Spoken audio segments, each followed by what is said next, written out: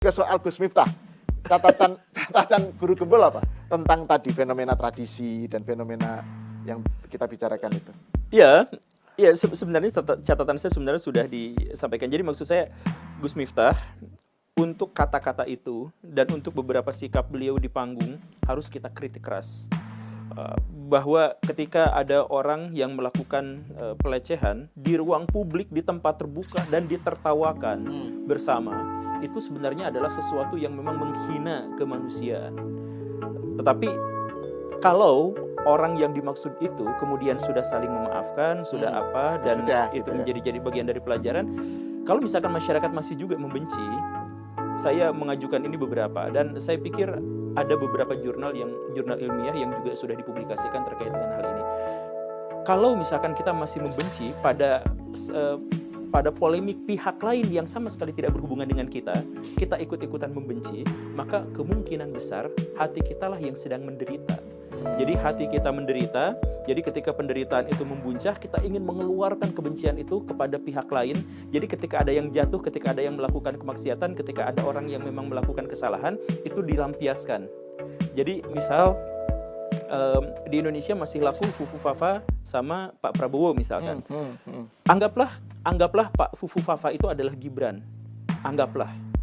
Fakta bahwa sampai sekarang di muka publik Pak Prabowo dengan Gibran masih baik-baik saja, seharusnya juga menuntaskan masalah itu. Karena orangnya yang berpolemik itu sudah damai, ya sudah, apa kepentingan kita juga untuk menghujat satu sama lain gitu. Kemudian terkait juga dengan Gus Miftah. Fakta bahwa Pak penjual teh itu sudah saling memaafkan dengan Gus Miftah di ruang publik, ya kita nggak punya metodologi untuk melihat hati mereka. Kita hanya melihat apa yang terlihat di media, apa yang terlihat di publik gitu. Fakta bahwa mereka sudah saling bercengkrama, fakta bahwa Gus Miftah sudah mendapatkan karmanya, dan fakta bahwa penjual teh itu juga sudah mendapatkan kemakmuran yang luar biasa itu. Ya sudah, kita hentikan kebencian, kemudian kita fokus membenci, mencela, tidak suka pada perbuatan-perbuatan serupa itu. Termasuk bahkan ketika perbuatan itu yang kita lakukan selama ini. Jadi kita hidup sangat tidak nyaman ketika kita hidup terus-terusan dengan kebencian. Sangat tidak nyaman ketika kita hidup terus-terusan dengan kedengkian. Itu adalah itu dilarang sama agama, itu ditentang oleh kebenaran, dan pada akhirnya itu akan menggerus intelektualitas kita. Karena kalau misalkan kita mempertahankan kebencian yang semacam itu, akhirnya kita tidak punya guru. Karena tidak mungkin ada manusia yang sempurna, tidak mungkin ada orang yang melakukan kesalahan. Setiap ada orang yang melakukan kesalahan kemudian kita lakukan cancel culture kepada dia, lalu kepada siapa kita harus berguru? Nah, ini.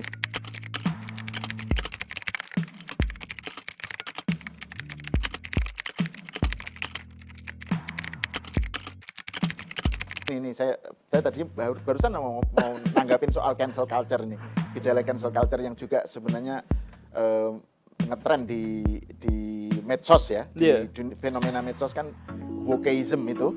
Misalnya wokeism di barat itu kan juga cancel culture ya. Jadi kalau ada sebuah peristiwa atau tindakan atau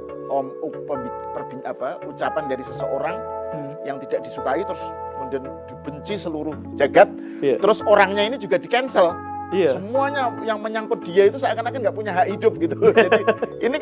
Jadi kan harusnya nggak begitu gitu ya. Enggak, ini sebenarnya adalah sesuatu yang sangat berbahaya. Jadi membunuh karakter seseorang itu seharusnya tidak kita lakukan.